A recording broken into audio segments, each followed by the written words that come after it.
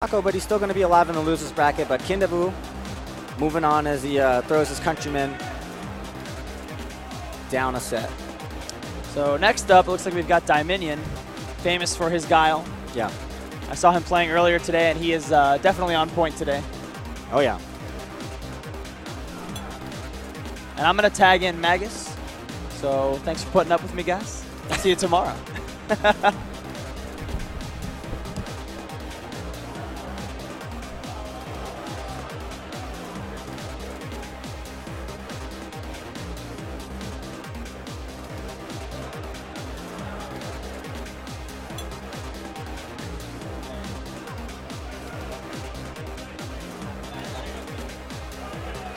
Hey, Magus, you look different. And I'm Magus1234. Sorry for the troll there. He actually is not available at this time. Sorry. Are you ready? Fight! All right. So this might be Kabetsu? Who is it? I think this is Kabetsu. Oh, Kibetsu? It's Oreo. Oh, it's Okay. Oreo. All right. All right. So Oreo, strongest Sakura in Japan. Yes. One of the strongest players, came out. So his first time in America was Seasons Beatings last year, and he took second place behind Momochi, if I'm not mistaken. But he's an incredible player. He has great reactions and also great footsies. He really knows how to utilize that max range crouch forward from Sakura and convert it to big damage. After the hit, he'll go to town with those FADC combos. And wow, really, he's gone back to Viper. Okay. I don't know what happened. Perhaps he just doesn't like the Guile versus Sakura matchup. It's very possible. It's a good matchup for Viper, you know. Guile is just a character in this game that is notorious for trouble after a knockdown. Yeah. After he gets knocked down. He Yeah. doesn't have great wake-up options. There are unblockable setups on him that many characters have, or just incredibly hard to block setups. Yes. So I guess it's actually not that surprising to see Oreo go with a Viper This here. is a match we actually see a lot, but usually between Dominion and Wolfcrone, Yeah. who is one of the top Vipers in the world. It's true. So it's definitely a match that Dominion is going to be extremely familiar with at the highest level, highest possible level. So he's going to want to control space as much as he can here. Take tiny steps forward whenever he can, just to give himself a couple more chances to throw Sonic Booms. But instead, he looks like he wants to take it directly to Oreo, perhaps with some fear of the knockdown. He wants to kill him quickly. Oreo scores the Ultra. It's decent damage. Yeah, Good answer to that focus. Yep. Nice. A little bit extra. Oh, big punish opportunity, but he doesn't get it. Just goes for a tick grab. But Dominion still with plenty of screen to work with. Needs to be careful with those jump-ins. Do not test a guy like Oreo. Oh, that's going to do it. Wow. Surprised he went for that. Hey, sometimes, I mean, it's Vegas. Yeah. Sometimes you got to send a message, too, and just say, hey, I'm willing to do this. That's and true. Maybe next time it'll pay off if it doesn't. It's early, you know. It's as early as possible. But I don't know, man. That's a gamble. That's a huge gamble. Nice. Really looking to play an offensive game here. God.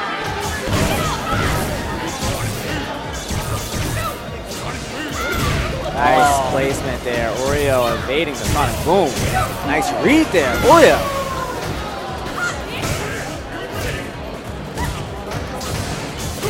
Oh! Nice. Great spacing. Oh my. Nicely done there. Really solid. What a way to recover and take a round. Immediately gets himself in there with a burn kick, and again, this time hits the mark, and he's already pushed him into the corner. 2 wrong guesses.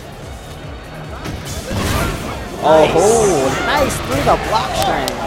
That's something you see a lot from Shotos, who can mash a DP between those attacks, but from a Guile player sitting on a down charge, you don't see that as often. It's much riskier. Exactly. Oh, misses the meaty pressure with the Sonic Boom. Still in a great position, and again, gets that big upside down kick over the side Crowd like that. Dominion game 1. One for America. Wow. That was great. Good thing this guy's wearing headphones. It is loud in here.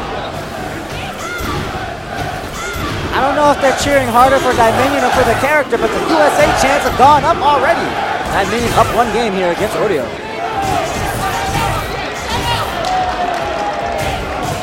Chance might have fired up Oreo. Looking for a reset. Yeah, interesting setup. It's all good, baby. It's all good. 1 round. Let's go, Kev. Stay settled. Wow. Wow, nice response, but doesn't get 2 of them. So tough to block these burn kicks. Oh, he walked right into that one expecting a cross-up. Here we go. No knockdown from the EX Sonic Boom. I don't know about that usage of Nice. EX meter. Oh my God, kapow, We got him jumping up kapow. on the way up. That was no reaction, baby. That was just a read. Pure Solid read. zoning. Yep. BT Dominion broke into his own Dominion on match round here against Oreo. Mr. God's Garden. Ooh. Good block. Dominion, good block twice. Finally getting And known for his defense. Yeah, he's finally getting the read on those burn kicks with a little bit of reaction to back it up. Oh, didn't get that one though. Commentator's curse, my bad. This is an anti-cross-up. Oh, But it's not that reliable, and Oreo's gonna light him up for it. absolutely. That's going to be game 2 for Oreo. Dominion knows it was a risk, but that was a calculated risk. I'm up a game, I'm up a round. If this hits, I'll probably win. It's a lot of meter to spend. Yeah.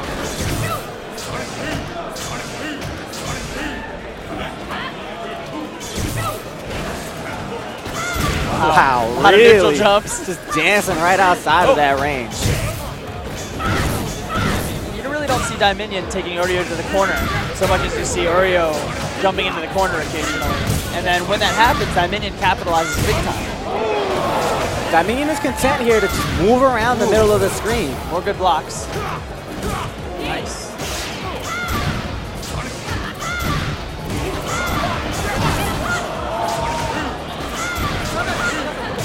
And again, I love that move. just trying to move around, stay out of the corner. He's comfortable moving it. backwards. Finds that big jump in. He's comfortable moving backwards. Oreo, I think he's having a tough time trying to read exactly where Dominion wants to go here. When he doesn't get that push back into the corner, Dominion really is finding the mark. Dominion doing a lot of empty jumping and jump shorts, and they're really going unanswered by Oreo. That's a lot of the up knuckle. Ooh, nice. Wow. That's the right up. It's like he was saving that one until now. You know that he had to be. And that paid off huge. And he's got that meter again. Doesn't have an ultra. Oh, he's got it! He's got it! Dominion! Broken tier Dominion sends Oreo to the loser's bracket. And America is on their feet. Absolutely. Nice win by Justin Wong earlier, and now Dominion. How about that? Looking like a great tournament. We've been talking about this week, and America's really been clawing their way up the ranks to meet with the Japanese players. Yeah, absolutely. For so long, for players outside of the Justin tier. All right, we're gonna check out an instant replay here. All right. Dominion really like cooking with the corner pressure. Good God. What a great combo. I didn't know they had swag combos in this game. It's Dominion really making great use of that upside down kick, man. He hit that 4 or 5 times. That is damage. Yeah, and Oreo so razzled by the gross combo. Yeah. Dominion walks in and grabs him to take the round. No answer. Right Just through like, the I'm gonna size keep mount. blocking because this guy's on fire. Boom, grabs him. Right through the size mount. Yeah. So next up, we're gonna have Blue 9, who has dropped that name, so he's now Alexander Smith. Oh, I thought he was Free 9. Whatever. And he's playing someone who looks a lot like Umehara Daiyu. Somebody has dropped the stick, I think. Careful there. I'm not sure what character Blue Knight's playing these days. Last time I played him was a couple of years ago, and he was an Abel player back then. He's Jury. Oh yeah, he plays Jury too, that's right. Similar character choices, Juicebox. I think he still alternates between the two. Sure. Massachusetts area player. Yes.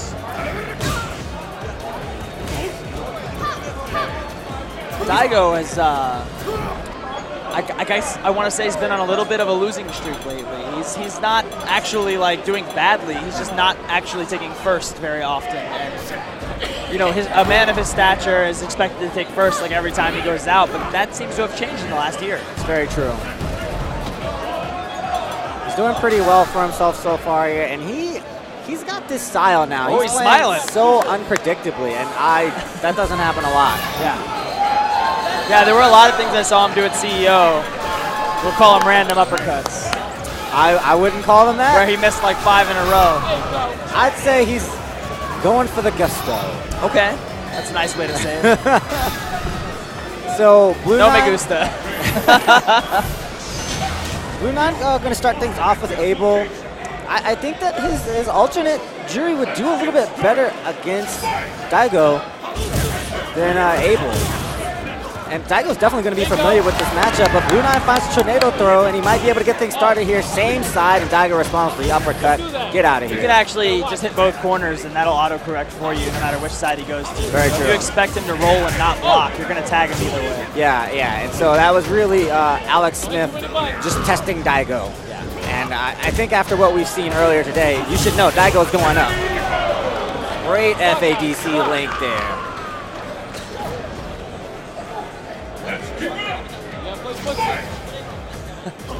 All right. Nice footsies there. Great read there on the wake up EX tornado throw. Wow, that was a deep one. Alex Smith on the verge of getting perfected here in the second round. Daigo misses the combo. Yeah, he's styling. And takes the perfect back. Combo video time for Daigo. I want to see that Jury. I would like to see Jury. She does pretty well in the fireball game. Yeah, he's going to character select. Yeah. A lot of ways to get around the fireballs, a lot of ways to respond to the fireball. She can charge fireball, flash with them, drop a fireball underneath the high What's the microphone doing? He ducked. Okay. He has the microphone. What's he doing? All right. Who's he talking to? I don't know, man. Somebody. It's not me. All right. As predicted, we move to Jury. And I hope to see some magic. Wow, walks right in there. Yeah, gets knocked over right away. Daigo, that was Daigo putting him on notice, saying, hey, guess what? I know how to fight this character too. I know exactly what your opening move is going to be, and here's a sweep for your troubles. And that's going to get into Blue Nine's head, right as things start off. Ooh. Can't get impatient. Nice meaty. Wow. Alex is looking a little bit out of his league right now. Daigo just in total control. And it's not with any one thing in particular. That's why it's so tough for Alex. Oh, opportunity. Yeah. Moving to the corner. Oh no, that misses the mark, and Daigo's gonna unload. He's actually looking for that to try to break it. Break the focus with the 2 hits.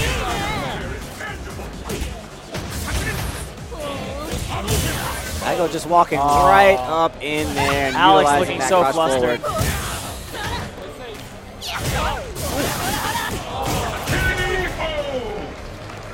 And really, Alex's best chances came from Daigo's mistakes. Daigo was in total control in that set.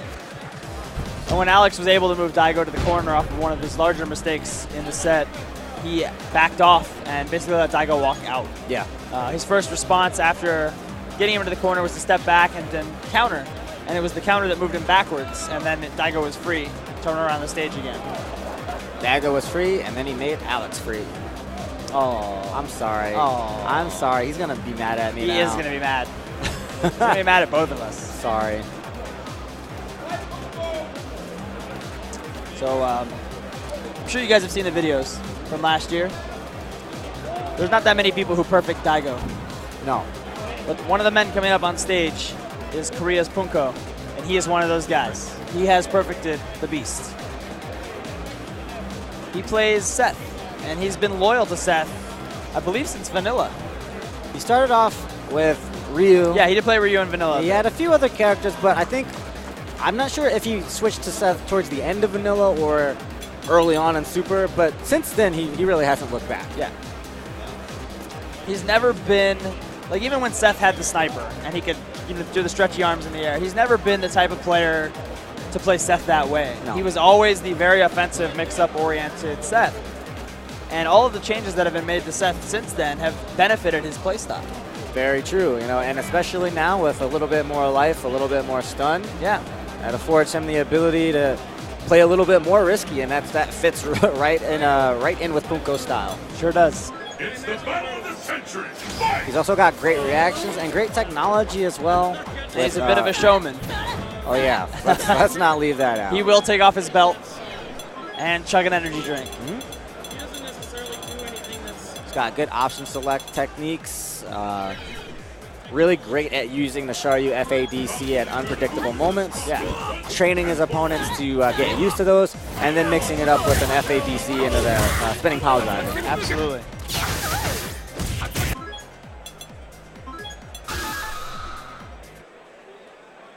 A lot of characters who are looking for a command grab, they usually don't get massive damage if they uppercut instead. Yes. Unless they're loaded with Ultra. But Seth will get good damage if you think he's going to grab you and he doesn't. Because he'll uppercut FADC and then dance on you a little bit. And whereas the pile driver itself doesn't do very much damage. Right. But it leads to absolutely wonderful setups. Yep. For Safe Seth. jumps. Oh, he's playing Evans. Evans, yeah. Oh, this is a very, very strong French player. Yeah. French very long. This is going to be a good one. Pulls him in with a tandem, picks him up, tosses him to the corner. Punko is so good at managing his meters. I was mentioning this earlier. Early on in the fight, he doesn't get too aggressive. He'll just use these light strings aside from when he gets a hit and just build his meter that way. And that gives him the ability to go for that Sharyu FADC mix-up. Oh, no big jump in there from Evans. Yeah. Punko missed the combo. I haven't seen him miss in a long time.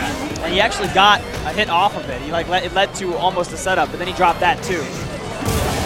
Oh, great response from Evans. I think he was a little bit flustered by the error. He didn't recover it as well as Sako did earlier. Yeah.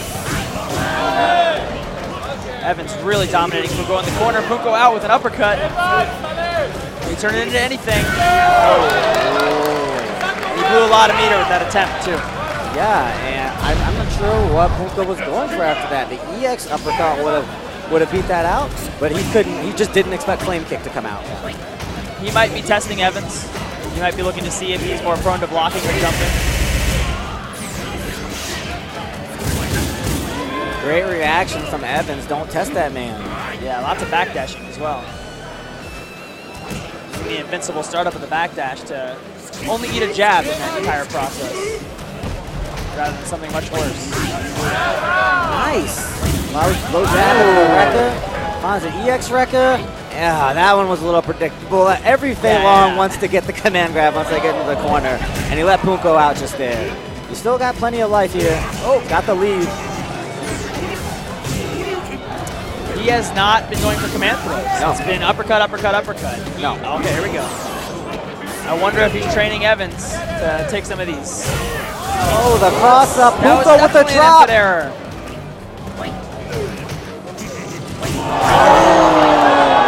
Punko had that one wrapped up, dropped it, and Evans will take game one. Yes. Sometimes, things get a little bit sloppy, man. They get a little bit messy, and it's all about who recovers quickly. Yeah, can you recognize the fact that you're missing something and make an adjustment? That's a tricky thing to do. Second time he's missed that one. Yes. Evans not spaced in the right area for Punko to dash forward and grab. Evans is walking back, not in. Even though this is the first round, Evans has to realize he's got a huge psychological advantage after going up one game against the guy that got third place at Evo last year. And not try to overplay his hand. Hands the anti-air Ultra 1. It's not going to be huge damage to see if we can get a good setup, but going off of that. Definitely get a setup opportunity. Oh. Opts to go for the command grab, and he'll have even better setups here. Now he's going for those throws. It was all uppercuts last game, now it's all throws. Wow. Yeah. No commentator's curse here. He's not going to do another one. He's not going to do another one. After you jump low, I respect that. That was very smart. And uppercut. There it is. I don't know. Was the first game some Inception? I don't know, man. Implanting ideas? I think he might have. We'll have to see. Training your opponent is an incredible skill.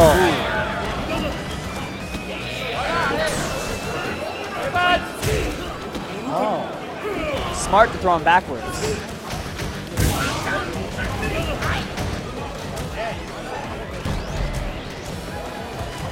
Wow, he does not use that sniper at all, man. No.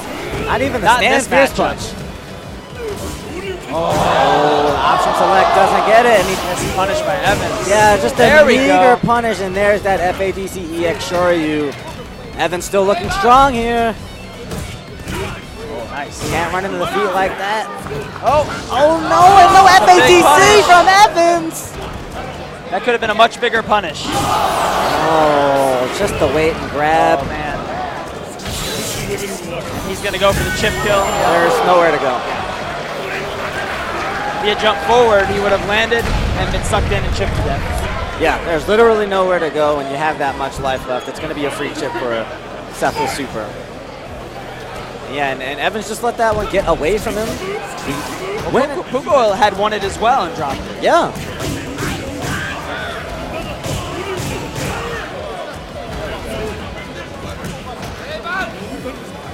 Uppercuts are notoriously unsafe, so you expect them a lot more when a player has 2 stocks of meter to cancel it. But Punko, very well known for not caring about that at all. He'll just do it. I mean, how do you read that? You don't. Wow, just jabs him with stun.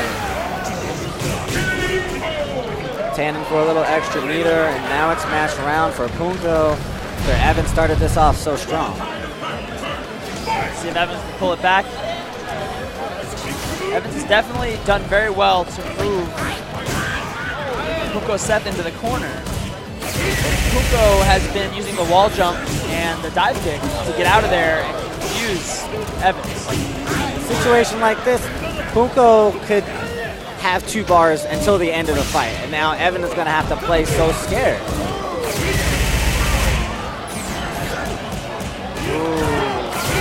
This might do it. River dance. One last mix-up. There it is. Just fails to Punko block takes it. low. I think really where Evans let that whole thing get away from him was the wall jump. Every time he got Punko cornered, which was a lot, Punko just bounced off the wall and Evans didn't challenge it. There was no jump up fierce or jump up roundhouse. Yeah, it's really tough to punish. You need to try to meet it in the air. Yeah, you absolutely. Punko was You one have to step just ahead. kind of like do some neutral jumping. Try and stop him. Yeah, and Faye has pretty good neutral jump normals. And he has jump back roundhouse, neutral jump fierce. All right, I'm going to tag out and let Z in. Okay.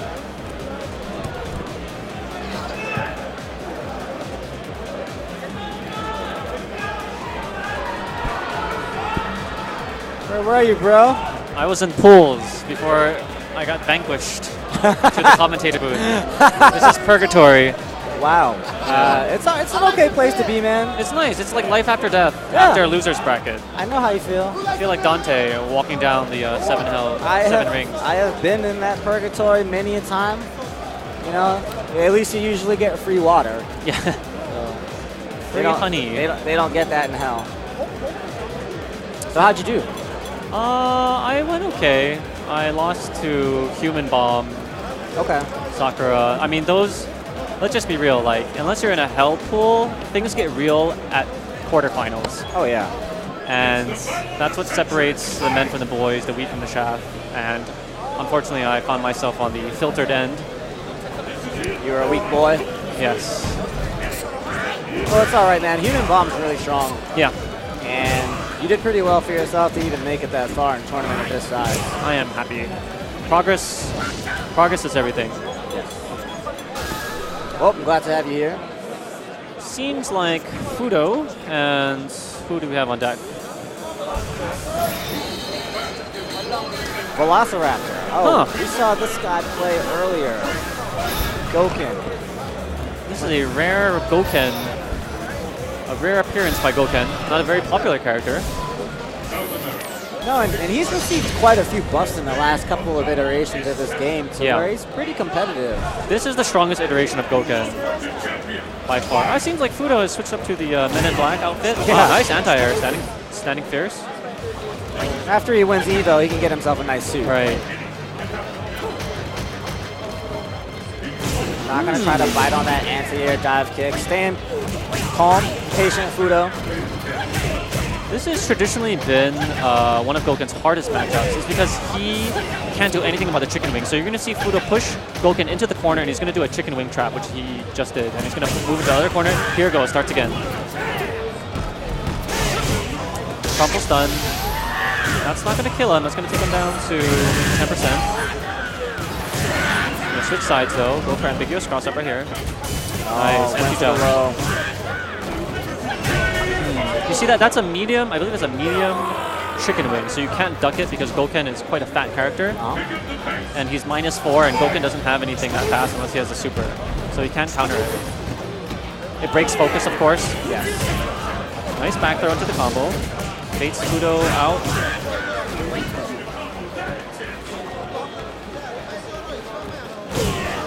Nice. That anti-air, I believe, is 120 from Goken, so it's a good trade, or it hits cleanly, and it resets the position. Nice, he read the backdash. That's going to be a... Wow, boom. A dive kick after a sweep is generally safe for Goken. Not sure what he's reading with that. Nice. Counter hit. That's a really deep. Nothing you can do about that. Nice. Wow. Pretty good zoning here. Not even using fireball. Ah, yes. The go-to move of every Feilong when they're down. The tension. Roll over their back and do a pretty hefty combo.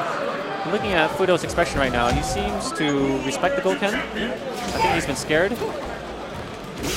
Nice. So he switches up the anti-air with the Gongken. Velociraptor has been staying incredibly solid in his anti-air department. He hasn't been able to get much of an offense, but from defensive position, he's been getting that damage out. I would argue that Goken is actually older than the Velociraptor. Ah, you know what? You might be right about that. He is a dinosaur, this Goken character. But how well can Goken open doors is the question. Bum, bum, bum, bum, bum, ba-dum, ba-dum, bum, bum. And this is the perfect stage for a Velociraptor to play in, this jungle. Yeah. Goken, of course, very vulnerable to normal throw. He'll either get thrown out of his Gongken, which is that EX move, or he's going to fly over with the flip kick, and so the person who's trying to throw him is relatively safe. That's Goken's biggest weakness. Wow, finding the mark with that sweep. Pretty good footing from Velociraptor as well. And he really needs to find a way to get some damage here comes out. the chicken wing. That is guaranteed damage. Thankfully, he only got a jab off that anti-air. Again, getting opened up by the jump over low. Oh, he Wow, found a way good out of answer, the chicken wing. Now this is very fast. Well, this is going to hurt. Goken does the most damage in the corner. Oh my God. He's going to get a sweep. Goes for the reset. Yeah. I think he might have wanted to just go for that hard knockdown. Something. Ooh, he read the backdash but didn't get it. Now for Goken's, the first time you encounter that chicken wing corner trap, it's very hard to get out of, but Velociraptor was very quick on his toes. Of course, Velociraptors are quite smart dinosaurs, and he was able to find a way out. Unfortunately, it was too late for him. They learn how to open doors like so fast. Yes. All right.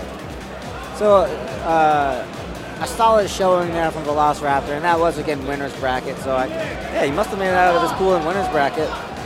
Perhaps an upset or two on the way there, and he should still be alive in losers. Sent to Purgatory, where I was. And up next we have Xian Chang. He's a old school player. I believe he's representing Yun. And he should know Justin Wrong quite well. Yeah, sure. But Justin just arguably beat the world's best Yun. That's actually and true. So this is a very tough draw for Xian Chang from Texas. And he's wearing a Ken shirt. I wonder if this is a mind game to trick Justin into thinking he's going with Ken. But I think everyone knows that he mains Yun. And he has done so since the 2011 Broken Days. Yeah, he's really disappointed about this version of Yun. Oh, you know, like, who wouldn't be? Oh no! Oh, now my damage is gone. But to his defense, he has stuck with him, and we've seen a lot of former Yuns, at least in Tokyo, migrate to the Fei Longs and the Seths and the Camis. So Xian has actually been quite loyal to his character, even after the major nerfs in 2012 version. True, and I've talked to him about Kazunoko. He has a lot of respect for Kazunoko's game, so he's probably watching that last set. So he might have a few adaptations on the formula to take it to Justin here. And if his color selection is any indication, he does respect Kazunoko. Kazunoko always representing the tomato red, whether it be Seth or Yun. I feel like Justin plays stronger when he gets the alternative costume. The Michelin jumpsuit. Man? Yeah. Yeah, man. Xian, another person in the growing number of players using the new Ori Fighting Edge. And it seems that Justin Wong has an exclusive Evo stick by Madcast. So this is not only a clash. How did he get that? I don't know. I thought that the shipment didn't make it here. I heard Somalian pirates had hijacked the Evo stick shipment. Lo and behold, Justin Wong. Does Justin have a Somalian hookup? I think he traded in the belt he won from CEO for that stick. Would you call that trading up? I don't know. Okay, he's gone with the original color. Right? He just did the button check with the red, just to shout out Kazunoko there. You have to imagine that Justin is feeling himself after taking down, the greater of all the Yuns, the greatest of all Yuns. It's true, but he can't relax against a guy like Shen. Shen is one of America's finest players ever. He's also one of the most random, which makes him the most dangerous. As you can see, that up kicks was, of course, unsafe. Yeah, it's what I call the smart random. Even though that's unsafe, from the range that he was at, it was tough to punish. Ume up kicks, Xian up kicks. Nice. He's picking the right spots to really go random and abuse those up kicks. Oh wow! Wow! Oh. And look at Yun just sort of standing there, waiting for the animation to finish. You said it. He was feeling himself. Now, the difference between Shen and Kazunoko is that Shen is going to be very familiar with Justin's style. They've been battling each other going back to at least Capcom versus SNK 2 days. Justin has been able to read those jumps from Yun and take off effectively 30% every time he hits the jumping heavy kick into the EX Snake Strike. But even though he lost that round just now, Justin was able to display something that he's not really known entirely for, which is cat-like deflections. Yeah. So he's really sending a message to Xian Cheng saying, you know what, I've got my reactions are point. I'm feeling myself. I just killed the top BP earner in Japan, and you're next. It's going to be a full combo. Yeah, Jay. I think one more into Genejin is going to end it. Baits out the Messiah effectively. This is going to go into Genejin. This might not finish it, but his life is depleted. Oh, Justin back there! And there you go. Justin back there! Had to go greedy. Xian has a disgusted look on his face. He knew he had that one. A full power Genejin combo should have taken it. And the crowd displaying their armpit odor. I hope we get a deodorant sponsor pretty soon for Evo. All right. What's your favorite deodorant? I used to use Oat Spice. Okay. And then I found that my perspiration was quite fragrant and decided to just go with it. All right. Another 35% or so. Yun, of course, with 900 health. You don't want to get caught jumping with Rufus in the air.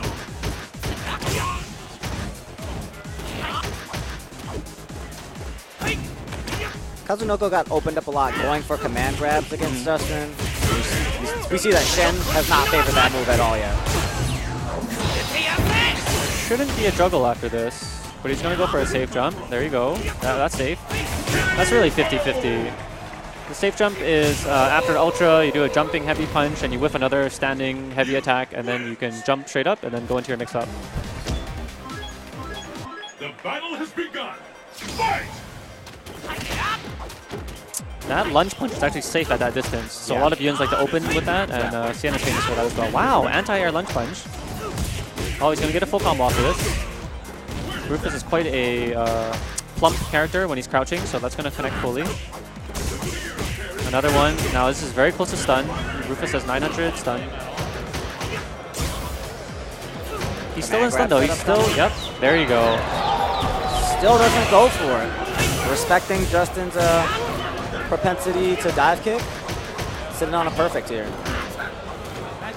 I'm going to expect that Xian's going to try and build enough meter for a Gen Engine for the next round. Oh, he burns it, but in doing so, he baits out Justin's EX Messiah, and I think that's a good trade.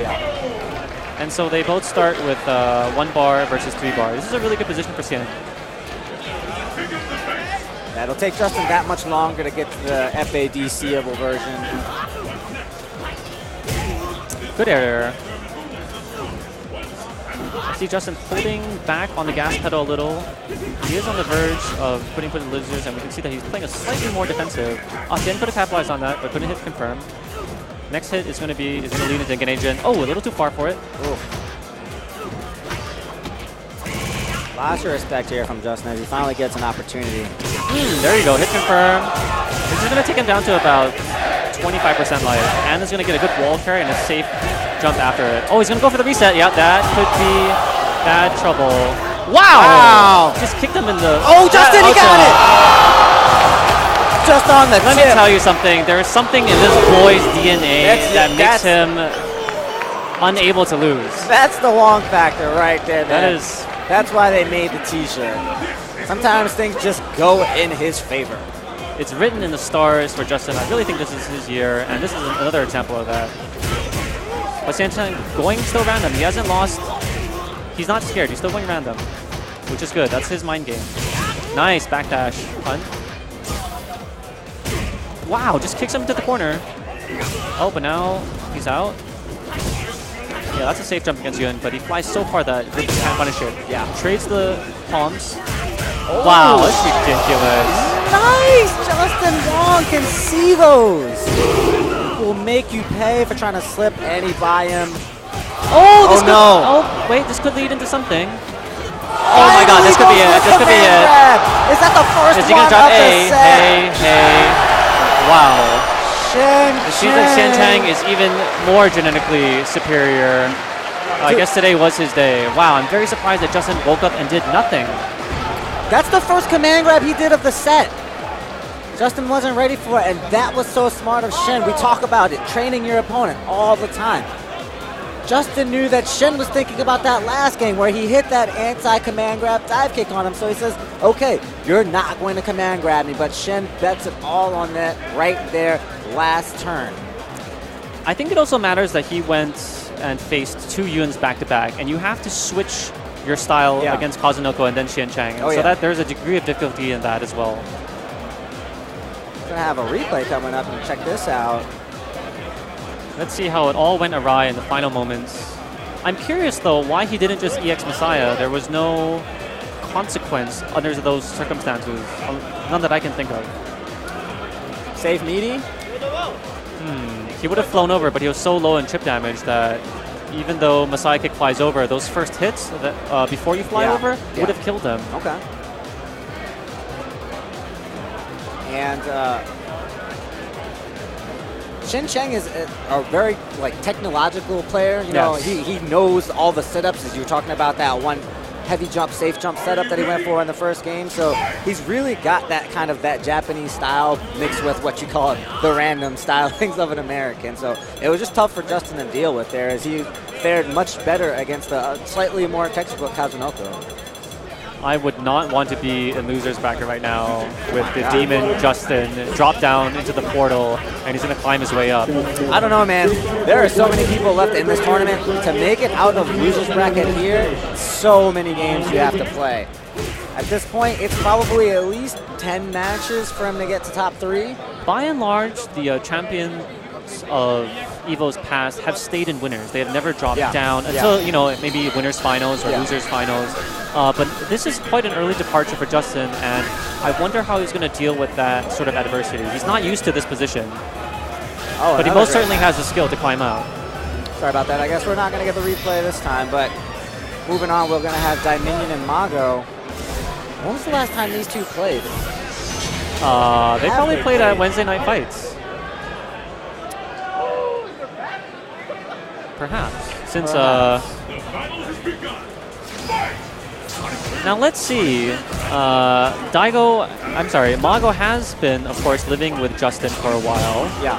Let's see if perhaps Justin was spying on him and can gave Dominion any pointers. I think that's one of the benefits of hosting an international guest. You get to watch them practice, and if you are loyal to your American roots, of course, you're going to help Dominion out in this case.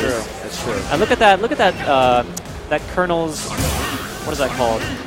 That outfit? I don't know, man. I just love the sky blue, or is that a baby blue? This is the first time I've seen Dominion use this fresh summer color. I think it's very fitting for the season. Oh yeah. This is the A Few Good Men outfit, and Dominion is one of those men. Yeah, he's a pretty good man. Yes. Nice Sonic Boom game, putting that fireball in the face, as they call it. Wow. Those were, did you see those reactions? Yeah. Before the chicken wing, before he could yell in the air for the chicken wing. Sometimes I wonder about trade. Dominion and the reactions, but you know, he reads so well that he has that ability to just go with it. Here's my theory. Google just unveiled that they were developing a new glass, Google Glass, I believe it's called, and it has all the information. I think Dominion got an early version of that, and he gets the information fed through his spectacles. Okay. Do not get it twisted. There is something magic about his glasses. I'm gonna have to check that out. My glasses only cost $30. Shout out to Lens Crafters. Oh, that's too deep. He's going to get a punish, but he doesn't, because Mongo has been known to go for the third Rekka. Yeah. But that second Rekka is probably like -8, so you can punish with a lot of things. -7, -8. Sometimes you have to go for it as a Feilong. Put that threat in their mind. Right. See, that's unsafe as well. Okay, that's a 5-frame punish. That was guaranteed regardless if you went for the third or the final. Yeah, Mongo has, I guess, not had sushi in a while. Oh, no. Feilong getting totally boxed out here by Broken Tear Dominion, and he could be on a tear this Evo after throwing Oreo in the losers bracket. Too much in and out, and Jack in the Box Burger is messing with the digestion of Mongo, and he does not seem to be as strong as he is when he is on Japanese soil. Mongo, wow, what is that? I'm telling you, those are the Google glasses. All right, it very well may be. I don't know, man. I think Dominion just goes with it. He has supreme confidence in his reads. He knows that. He knows every matchup in this game, and look at that. Mongo is not going to make it over there. No. This is the longest green mile ever, but this is sort of dangerous for Guile when they're in the shade. Yeah, this is over. This is... And you know what? There's good ramen in California, so there's no excuse. Chance of the USA. We are here in Independence Day weekend. It feels good. Wow, you're right. Oh, man, we got the holiday buff. The home turf holiday buff. Yeah, dude, that's rough. That's a rough break from Mago. He's going into that pool of shark-infested waters. Might have to face off against Uriel before too long. Dominion. This is why we send the best representatives for SBO. Oh, and he is on that team with Latif and PR Balrog. And Dominion has been one of America's best players for a while, And yes. Sometimes he has his rough spells, but when he's in form, he does incredibly well against all sorts of international competition. And this is really good retribution because he's gotten a lot of heat for going 0-5 against international competition and then sort of taking a beating with infiltration. But here on the biggest stage of the world for fighting games, he has found redemption. I'm very happy for him.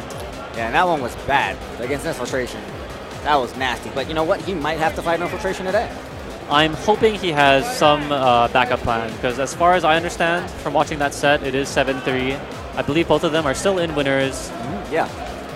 I have a theory about Mongo's underperformance. I believe that he and Tokido are like very are training partners. Yeah. And it's just like sort of lifting weights. If you don't have your person spotting against you, spotting for you in the back, you can't exert yourself as much. And these two players really spot for each other and find out the unblockable setups. And when one of them loses their passport, unfortunately, and is gone for 2 weeks, and you had this training regimen already planned out, it really puts the two in a loop. And fortunately for Tokido, he hasn't been affected as much, but you can really see the effect it has on Mongo's gameplay. Well, Tokido went to losers early today. I stand corrected, and there you go. So I think he might be onto something there. And And I think that rings very true. I went to like lunch with Mago and Itazan and Fudo, and the whole time they were talking about matchups. Just the whole time. And I'm like, we don't even do that in America. We're talking about like girls and t-shirts and Lost. I talk about Lost a lot. I can imagine the separation of Mago and Tokido to be akin to you, say, losing your hat. Oh, I thought you were going to say Keats. That too, but I would say that you have a more intimate relationship with the Mushroom Cap. That is true. That is true. And, you know, you may lose your mojo, your commentating mojo, your player mojo, if you were to separate it with your hat. I do lose my mojo without my hat. That is actually an appropriate word for it. It's all about that mojo. I think mojo is a word I want to bring in commentary more even too. You know, just that momentum. A lot of players, they get that mojo going. Sometimes they lose it. Seems like Chris G is getting some coaching tips from none other than... I don't know about that. Noel is a pretty good coach. Noel, yeah, right? He has the... I'm not quite sure what advice he could give against Pungo, who doesn't really fight according to theory. He will uppercut you without 2 meters. Yeah. So he's a really... he plays based on feeling. Yeah. And you really have to synchronize with his feeling, just as Fudo did and Latif did last year, in order to beat him. But there really is no set game plan against Pungo, as far as I know. Hopefully that's what Noel just told Chris G.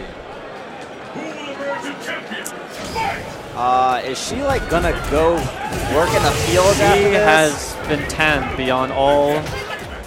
I feel like she's about to like mop the floor in this one. Sakura is -0, so they're equal on frames.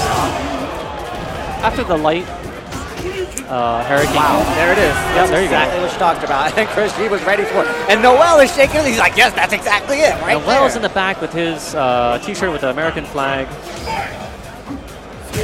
But Pungo also has some stars. He has some stripes with the blue and blue shirt.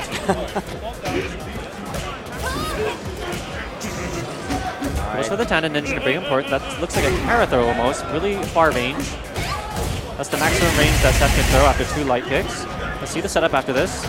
Goes for the safe jump again. Oh, did he miss his dive kick? Yeah, that's a strange exchange. You wouldn't think that Pungo would want to put himself in the corner. I think he did have a command miss. All right. There's the wall jump to get out. That's what makes Seth so tough. You've gotten cornered and just like a slippery fish that he is. I think he has like dolphin skin. He just runs away. Slimy flipper.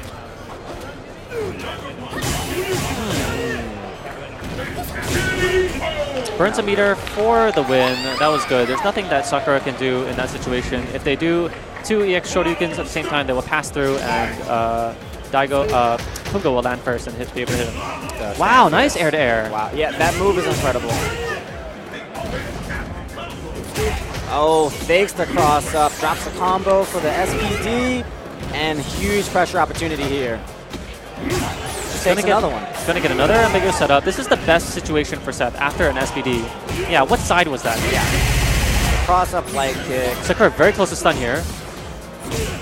Wow, but Christian keeps his composure and resets his stun value. This is really good. That's so important. But then no. random uppercut. With all those meters, he was definitely looking for an FADC opportunity, but Pungo got over it.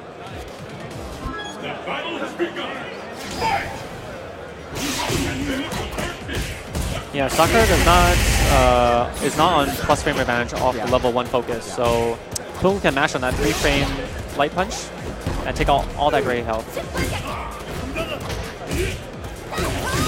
Nice OS.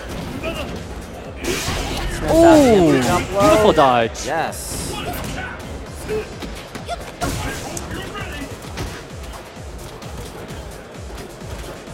Is she having a really tough time getting a life lead? Oh, he's got it. Will he sit on it? Oh, there's some... let's see what he goes with this. Wow! To jump in on Sakura is no easy task. Yeah, there he goes. He takes it.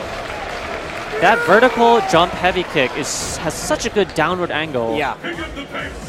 I think even if he did an uppercut, it would have traded, unless it was the EX version. And a lot of characters aren't even going to be able to convert off of a jump that high up. But now both these players are almost full to meter. Sakura off one option select can take off half of Seth's life. Yeah, we need to see him use an EX to break this pressure. There it is. Nice. Gets himself out of a sticky situation. All right, he gets a good forward throw.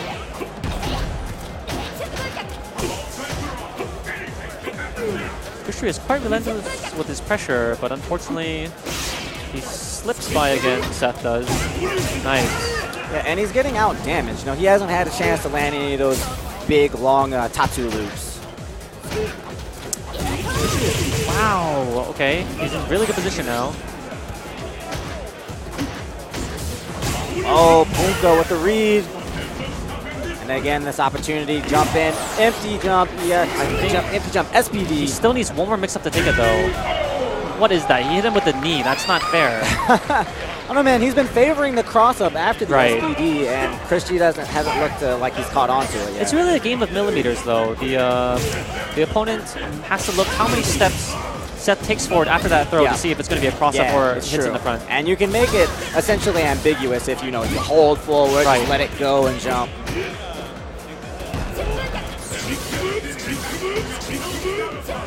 Let's see if Pungu can extend this streak of the two-player side to double digits. He seems to be playing quite timid, though. I think a lot of players have caught on to his... Wow, beautiful frame trap. That's a 3-frame heavy punch. The only one in the game. Could have ended it there. And you can see Sakura sort of hunting down Seth in the corner. Oh, that's going to be painful. He's going to go EX10 and engine. Yeah, that's it. Uppercut. He's going to go for a reset here on the step kicks. 1, 2, 3. Let's see what he goes. Nice. Ooh. Switches the side. This isn't over yet, though. Yeah, that's not it. It's going to get ambiguous. Again. Yeah, I looked at the wrong life bar when I said that was it, but my God. Once Puko gets the knockdown, that almost is it. The key to that match was the last moment on the step dive air reset, and he switched sides. So even if Christie put an uppercut, it may have switched his inputs and it didn't come out. Yeah. And of course, the EX spinning power driver, I believe, has some invincibility against attacks. It does have a little bit of invincibility, and as well, when you cross under somebody like that so quickly and they're on edge, the first instinct is to block. That was your victory. That was your quick little mix-up. So always good to stick in an EX SPD like that. Just a really smart series from Punko. Another great matchup coming up. That's what makes Pungo so dangerous this year. I think last year he sort of barreled to the competition with his reckless style, and people were caught off guard by his orthodox style of play. But you just see that he was able to sort of beat Chris G playing very defensively. He didn't do anything too crazy. Yeah. And so he can exhibit both the defensive and offensive style. I think, that's good for him to do now while everyone's watching. They can't pigeonhole him into this reckless style that really everyone has thus far. But I think he's just waiting for a chance to open up that faucet once he gets going. I think it feels good for him to hit a random uppercut. There's some sense of accomplishment in doing that. Yeah, there's been a lot of that going around this weekend. Here comes a replay of the previous match.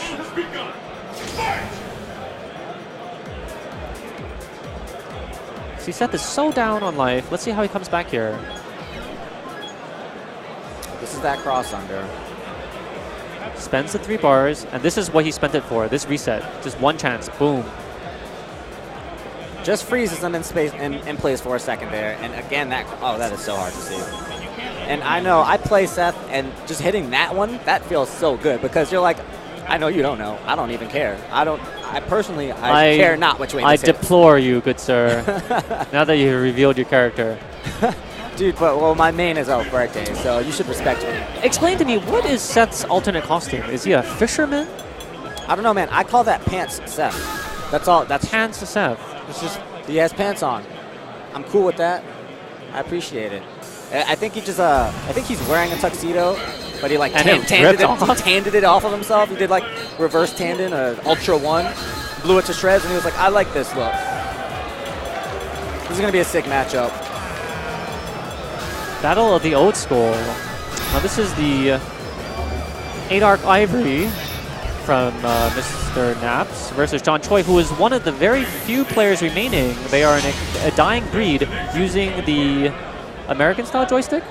Oh, yeah, man. I believe he has the ball, the bat teardrop, top, yeah. plus the straight across 6 buttons. I don't even understand that. That just like makes my hand hurt now. I don't even think you can buy that on eBay anymore.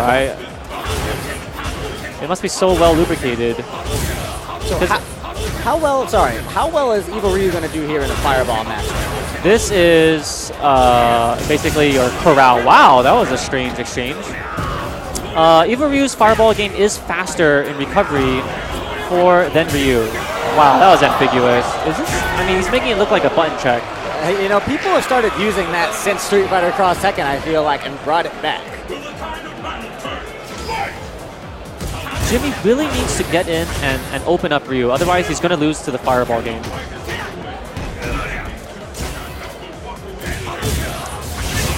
The biggest difference in this, while Evil Ryu does have the advantage in the Fireball speed game, but Ryu's low forward is the better of the two, and that dictates everything in this match. It's faster, but does it outrange Evil Ryu's? I think maybe it's about the same range, but it comes out much slower, so he can poke it all day. All right. Mr. Snap's trying to go for the hop kick into the hit confirm EX Tatsu. John probably with the 3-finger tech. Nice sweep. Interesting technology. Oh, is that Fireball going to catch his? Off of the edge. Just by the tip of his hair. Wow.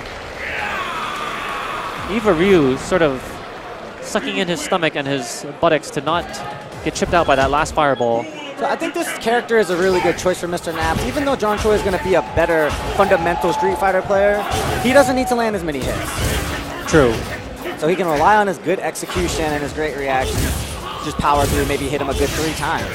I would give the advantage, if this is going to be a shootout of Hadouken, this is going to be an advantage for John Choi, who is the better of the Fireballers. I think Mr. Naps comes from a Tekken background. Yeah, for sure. And thus, he may not be, wow, good conversion though, may not be fluent in the Fireball game ways. Yeah, and the way that he took that round was by cutting through the Fireball You game. want to push Ryu into the corner, herd him in there, and then slaughter the sheep.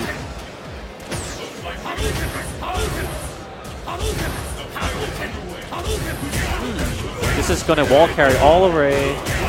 Wow. And that is 45% damage. That's good. He gets out of the corner, though, even though it was only a half meter of Ultra.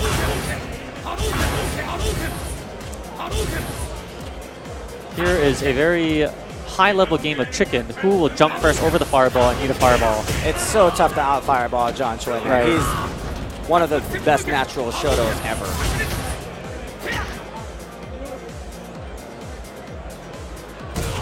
Oh, wow, he got into the footsie range against Choi!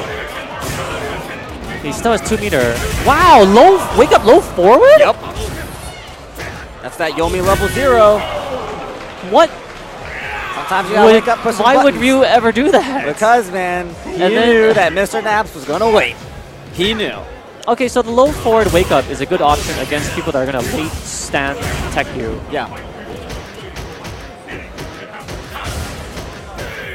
Mr. Naps was respecting the uppercut, so Choi took himself around. So you see John really abusing the low medium kick. There's nothing that Evil Ryu can really do about that. Nice exchange of fireballs there.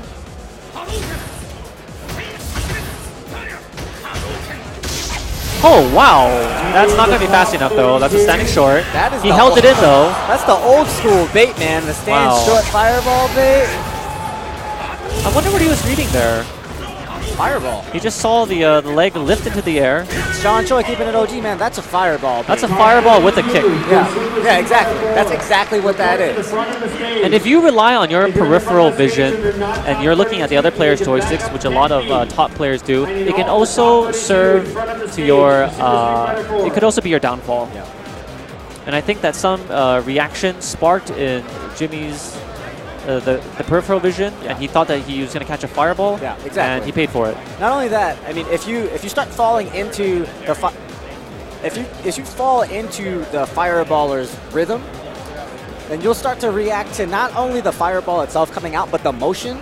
So that's why pumping the motion The pumping of the and fireball, doing the correct. short kick. You know, you get to go all the way through the motion. They'll see you crouch down and come up for it, and it helps. It really helps in baiting it out.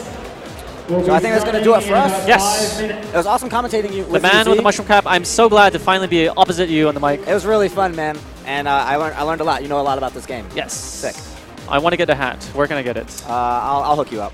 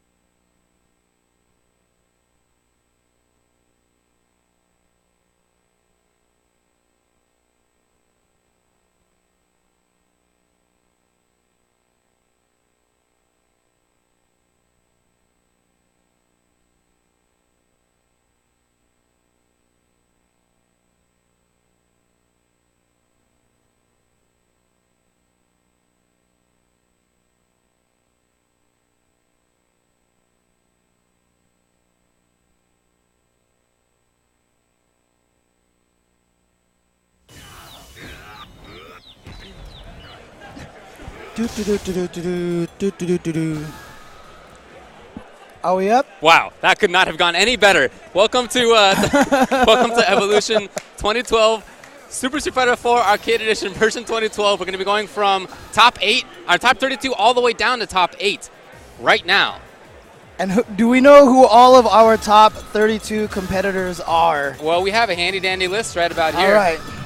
Some of these are no longer accurate, actually. I just saw that Ricky's on the top of the list, but he was just eliminated by L.I. Joe off stream. L.I. Joe.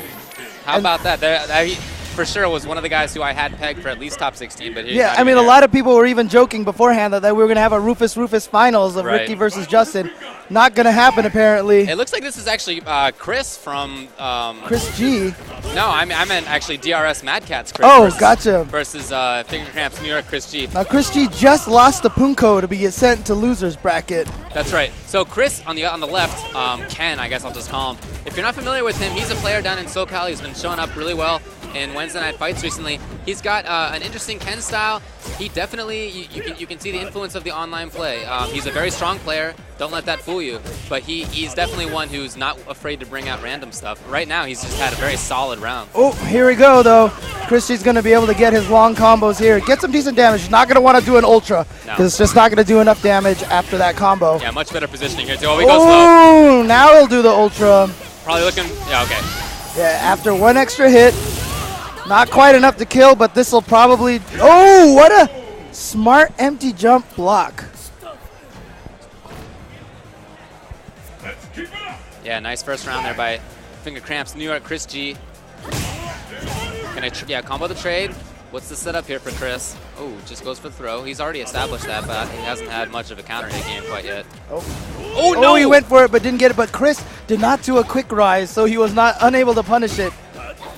That's really lucky for DRS Chris. Playing very strong in the footsie game here, and now he's got a chance for a knockdown, or a knockdown mix-up. Oh wow, nice low jab, low forward, basically a momentum stopper, and leads into a nice knockdown combo. You see the crouch tech there that Chris had, it was actually thrown out of it. That's something that Chris G's going to have to keep in mind. And actually you can see now that he's going for a much more counter hit heavy style after having seen that crouch tech. Oh, nice. Oh wow, sweeping the air hurricane. And Chris G has been going to that a lot. Empty jump. Empty jump low short. Well, he got it, and you can see it was a counter hit. I think there was another crouch tech out there. Yep. So Chris G has taken that information and has used it really well. Now it's all on Ken, DRS Mad Catz Chris, to make this happen. I don't think, yeah, Chris G is not going to give that to him easily. Yeah. Using that strong footsie normal in crouching medium kick. Yeah, and it's such a good move because you can just buffer it into an uppercut every single time. Low forward uppercut at ranges, but you know it's not going to touch them unless they stick out a limb. And if they stick out a limb and the low forward overrides it, it'll turn into an uppercut and get that nice combo off of them. No changes, I wouldn't think, from Chris. Yeah. Yep. He's pretty confident in his Ken play. He's like I said, he's been doing very strongly at Wednesday Night Fights. He and the High Desert crew have really made a splash there recently. Yeah, this is actually a trend you see a lot of players do these days. Go to character select just to kind of force themselves to spend some time to think about what's going on and think about the match. Even though they pick the exact same character, exact same ultra, just gives them a chance to think. All right. Yeah, she's definitely not safe on that. Tossed into the corner now, so here we go. Mad Catz Chris has a huge opportunity right here to get some momentum going. And he's taken advantage of it pretty well. Chris G has not been able to get out of the corner. Well, he put himself into the corner, luckily for Chris. He gets back out. Oh, he's working on a great series here. He's had excellent control. Oh, did you see all those whip moves? Just timed that overhead properly, but still didn't quite get it properly. And he ends up wasting a little bit of a meter there just to turn that uppercut safe. Yeah, look at his counter hit heavy style. I'm telling you, that information gleaned in the very first round has been so helpful to him. Oh, wake up uppercut, just do it. And then What did I tell you about this guy? Yeah. And he gets the chip damage right there from the fierce uppercut to finish Chris G off for that round. Of course, this is match game for Chris G. So Mad Catz Chris has to win this in order to stay in it. Builds a little bit of meter. And back to this mid-range game, in which I think Ken has some pretty solid options. Yeah, you see Sakura not really wanting to deal with that stuff. She'd rather just be in. Ooh, that low forward. Surprised Chris did not buffer anything, and here we go. I don't know what DRS Chris was doing there, but he got jumped in on and lost a ton of life. Now he's got to deal with a terrible situation in the corner where he gets strong before and he gets strong again. Oh, no FADC for Chris. He's going to save that meter. Doesn't plan to use it because, see, he's going to get the victory without using a meter. Now he's going into round 3 with the full bar. Now, it's also his match point at this point. Yeah, but DRS Mad Catz Chris also with a full super meter, so both of them at a pretty even state right now. Nice anti-air from Mad Catz Chris trying to do some blows him up. Tricks, getting over him. He's going to get some bar too. Again, he's going to there it is. Wow, and just like that, no more super meter, and Chris G still sitting on a full bar. Oh no, he couldn't get the combo. Now he's caught in the corner. He's got to try to get out of this situation. Bad look. Yeah, but Chris G has spent a lot of time taking a lot of damage without getting any progress. But this is Sakura. This is the way she plays. She gets so much damage and runs. Mix-ups after mix-ups. Oh, just too far for that low forward uppercut to hit. Both players trying. Yeah, finally, Chris G went in a little bit. Nice block though. But you can see that he's a little bit worried about the Ken normals in the mid-range. Oh, just wake up low short, gets him the hit. Yeah, he woke up with crouch tech and turned it into significant damage combo, and now he's going to have a good situation for himself if he can take it. Oh, he went for the throw, and it's not going to work. I love that. DRS Mad Catz Chris waking up with low forward fireball. So smart. To throw off Chris G's momentum, and he FADC'd it too, just in case Chris G had blocked it. Smart stuff. So it was an FADC to move forward in case he blocked it and to continue the combo in case it hit, which it did. And so now both players here at match game. Yeah, Mad Catz Chris not getting caught by that mix-up from Sakura earlier where she just kind of tries to float over with the Tatsu. So you can see Chris G does not want to be in that mid-range spot. Nice DP, was not a reversal, so it would, beat the cross-up. Smart little bit of technology, you got to have that there. Jumping at Sakura in that range, not good. No. No, you know what? He's taken from in the crouching medium kick the fireball. Yeah. He's not doing that just out of whatever. Looks like Mad Catz just was hoping that Chris G was going to do something. That's exactly what happened. Yeah, basically, like I said, Chris G has been doing that low forward and the uppercut buffer. He walked in close enough to get her that uppercut to come out. Here he comes. DRS Mad Catz Chris is on the verge of beating Chris G. I think this is loser's bracket. Is this? I have no idea, so I didn't want to say. Because Chris G, because he lost the Punko. Yeah, he lost the Punko. This is whoever loses this, I'm pretty sure, is going to be eliminated from the tournament. Of course, we are at top 32 here at Evolution 2012. We're going to be working down to top 8. Oh, wrong direction. Big opportunity for Chris G to try to even it up at 1 round apiece. Nice block on that overhead. And big combo once again for Chris G. He has all the momentum this round. And I like Mad Catz Chris not doing a quick rise, but then a careless wake-up uppercut of his own. Well, it's not really careless. That's what he goes to. And to be frank, I like him sticking to the things that got him here. He's used that against Chris a couple of times so far, and it's worked out to his benefit until then. Ooh. Yeah, let's see if Chris G can actually get Mad Catz Chris to stop doing that. And if he doesn't, then, you know, seriously, props to Mad Catz Chris. Well, I like... Oh my god, oh, this is gigantic. Oh! No, he just got Fierce Dragon Punch rather than the Ultra One. The Ultra One wouldn't have killed, but it would have drained her down to almost nothing. Oh, wow. Excellent play right now by DRS Chris. Love it! Love it! Love it! Frame trap with an uppercut, and DRS, Mad Catz Chris of the Delta Red Squad from Southern California has eliminated New York's Finger Cramps Chris G. What was I telling you about his style? He has those dragon punches like that. It's something that you rarely see in in-person tournament play. But he waited until the last possible opportunity to bring that out. It was the final round. And he thought that he had enough of a read on Chris G that it would work out. Guess what? He was totally right. Yeah, that was a pretty gutsy move. But you know what? Uppercuts are by far the easiest move to use as frame traps, but they are the easiest to punish. Right, they have the biggest risk. So good job. All right, and just in case you guys are wondering what a frame trap is, basically if your opponent is blocking, if you can get him to stop blocking, as you'll see right here. So Chris G is gonna end up blocking this jump attack right here, and he gets him to stop blocking with that uppercut. Yeah, so what happened was he guessed that Chris G was gonna press a button in between the blocked Hurricane Kick and the Dragon Punch. If Chris G had just blocked, of course, he would have been able to win. He essentially bet his tournament life on that. He bet his Evo on that. But you know what? He was right. Chris G was caught pressing a button. That's why you saw the counter hit, and that's Chris G's tournament loss. And that's all Mad Catz Chris, DRS Chris had to do. Basically just kind of twitch in front of him. Just get him to react. I mean, he paused just long enough to make it feel like a throw, and that is why Chris G touched the button and got hit there. And coming up next, we are going to have Hori Sako. Sako Noko, as Skisonic likes to call him.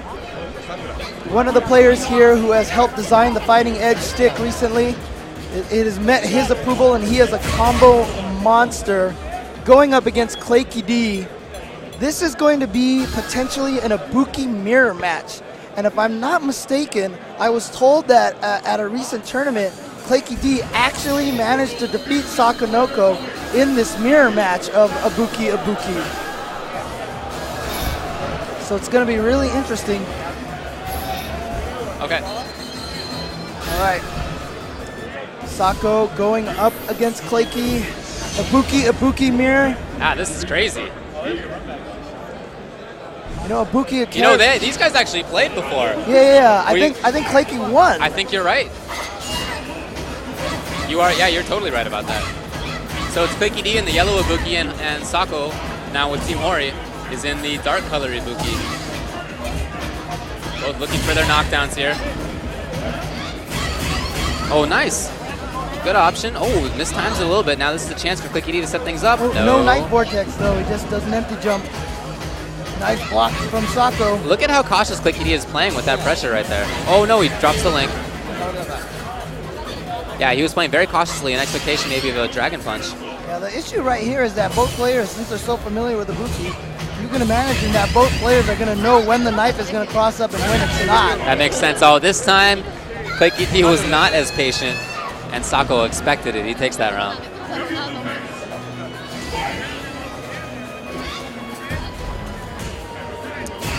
Nice whip punish there from Sako.